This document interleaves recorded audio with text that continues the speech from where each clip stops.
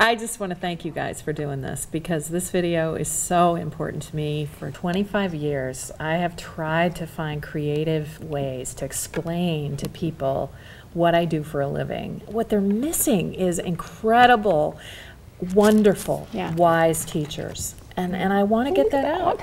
Oh, I know. So sweet. Yeah, that one's really And cute incredible too. Opportunities to learn and grow and change and make their lives better. So I want to make this video because I want to get this message out. But I need your help, because we've got to do it in a way that they'll listen. It's really hard when people find out what I do. They get hit in the gut. They get kicked in the gut. And they do one of two things. They either look away or shut down emotionally, unless they have to be there, unless they're like at a lecture where they can't leave.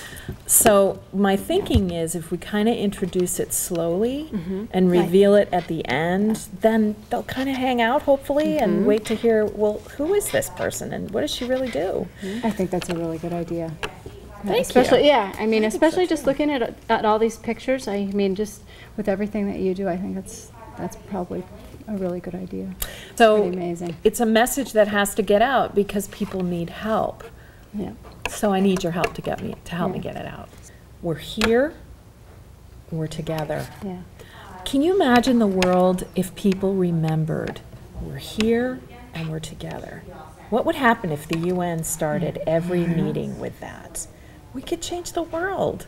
So that's my aim. My aim is to help people understand that these incredibly wise teachers, they're right there. They're right outside that door. They're there, yeah. They're right here. They're everywhere. Look at this one. I know. I know. And if people would just hang in there, I'll tell them all about how they can get involved. I love your idea of putting, when she says, you know, who she is, maybe more towards the end, at the actual other location, which we should probably go, or we're probably going to be late to meeting everybody. Yeah, but I think that's good. Yeah. I like that. So, I like that a lot. Yeah, so let's go ahead and go. All right, let's do it. So tell me, Katie, how many years have you been doing this in this community?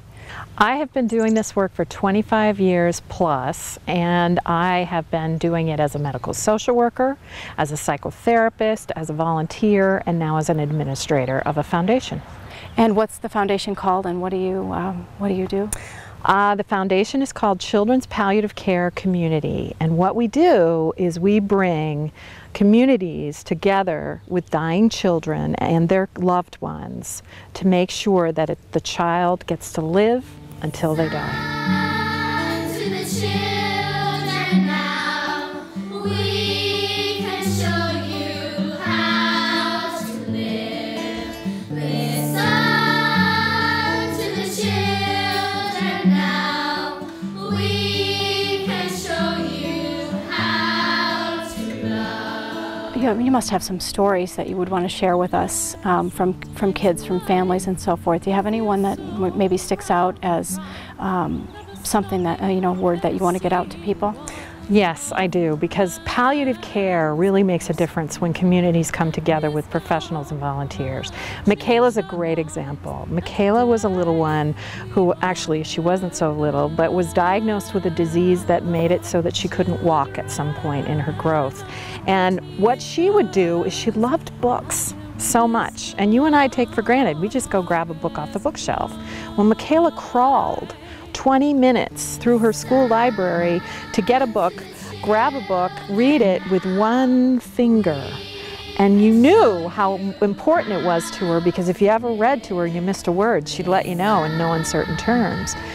That one act brought her school, her librarian, her friends, her neighbors, everyone was inspired by her. And the ripple effect of Michaela having the care she needed, her family having the support they needed, from the time she was diagnosed all the way through, made all the difference in her ability to live.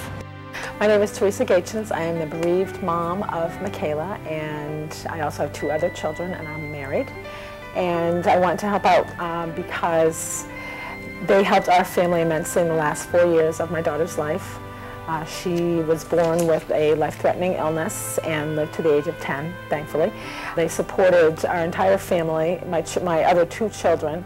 They helped to advocate for our needs. Because of them, we were able to be healthier on the other side of Michaela's death. What we have, these children's lives show us how to be, to cherish each moment and believe.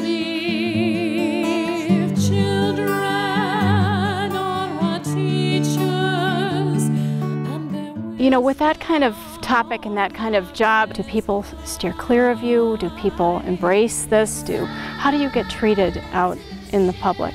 Oh, it's really a challenge. I know how to clear a room, and man, am I a downer at a cocktail party, because people ask me what I do, and I tell them, and they go like this, or they walk away. I've seen that before. Yeah, you've seen that. Or Yep, they I have. completely walk away, and they just go, okay, nice to know you. Boom, I'm out of here. And it's a real challenge, but someone has to say it. Someone has to do this work. And there's so many people out there trying to do palliative care. The world has to know children die. Yeah, and they they deserve to live until they die. 4 million children each year, and 80% of them don't get what they need. They deserve to live.